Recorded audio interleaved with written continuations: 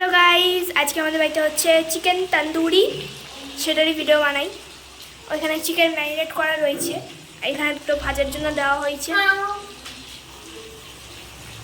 এটা ভাজা হয়ে যাক, তারপর দেখাই। তো ফাইনালি এটা ভাজা হয়ে গেছে। এটা এখন আগুনের উপরে রাখবো, এটা যখন ফুলবে তবে আরও ভালো লাগবে, টেস্ট আসবে।